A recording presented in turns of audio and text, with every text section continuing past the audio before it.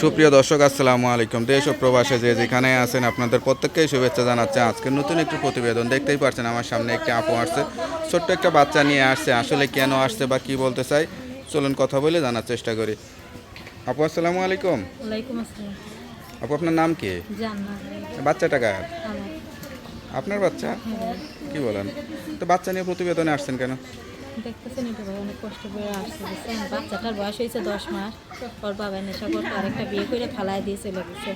এই কারণে পরে তালাক হয়ে গেছে। এখন বাবুটাকে নিয়ে আমার অনেক সমস্যা আছে। আচ্ছা, আপনার বাড়ি কোথায়, ঠিকানা কোথায়? আমার দেশের বাড়ি টাঙ্গেলে। পরিবারে কে কে আছে?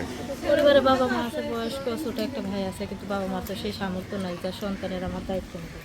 আচ্ছা, তো এখন কি আশা করে আসছেন? এখন আসছে একটা জীবন সঙ্গিনীর জন্য, যে আমার সন্তানটাকে নিজের সন্তানের মতো ভালোবাসে পাশে এসে দাঁড়াবে। এই বয়স্ক বাচ্চাটা মানুষ যদি কেউ নিতে চায়, মানুষ করতে চায়, তাহলে কি দিবেন? না ভাই, মাকে যদি বাচ্চাকে দিতে হয় তাইলে তো তার বাবাকেই দিয়ে আসতে পারতাম, ঠিক আছে? আচ্ছা, আচ্ছা। তালাকের সময় বলতাম যে আপনার সন্তান আপনি রেখে দেন, আমি নিজের সুখের জন্য চলে যাই। আমি আমার বাচ্চাকে যত কষ্টই হোক নিজেই মানুষ করতে চাই, আর আমার পাশে এমন একটা মানুষ চাই যে আমার সন্তানটাকে ভালোবাসবে নিজের সন্তানের মতো। আচ্ছা, তারও যদি বাচ্চা কাচ্চা থাকে 2-3টা? সমস্যা কি ভাই, আমি তো মা হয়েছি, আমি তো জানি সন্তানটা ভালোবাসলে আল্লাহ তারা ভালোবাসে, বুঝছেন? আচ্ছা, আচ্ছা। তার বউ বাচ্চা থাকলে সমস্যা নেই। আমি সবসময় কি শুধু পর্দা এই- অবস্থায় চলেন না, ভিডিওতে আসছেন তাইতে? না ভাই, মুসলমান ঘরে মেয়ে পর্দা অবস্থায় চলার চেষ্টা করি। লেখাপড়া করছিলেন? না ভাই, গরিব ঘরের মেয়ে লেখাপড়া করাইতে পারে নাই বাবা মা। আচ্ছা, আচ্ছা। মনে করো সেলাই মেশিনের কাজ করে ছোটোকাল ধরে বড় হয়েছি, কিন্তু মায়ের মেশিনটা আসলে ওইটাও নষ্ট হয়ে যাওয়ার কারণে ছোটো বাচ্চাটাকে নিয়ে এখন লোকের বাসায় কাজ করি। জায়গা জমি টমি আছে? হ্যাঁ, দেশে জমি আছে, বাড়ি ঘর নাই দেখা ওইখানে থাকা হয় না, লোকের বাসায় ভাড়া থাকে। আচ্ছা, আচ্ছা। তো এখন সব কিছু জেনে বুঝে কেউ যদি যোগাযোগ করে বিয়ে শাদী করতে চায়, সত্যি সত্যি করবেন তো?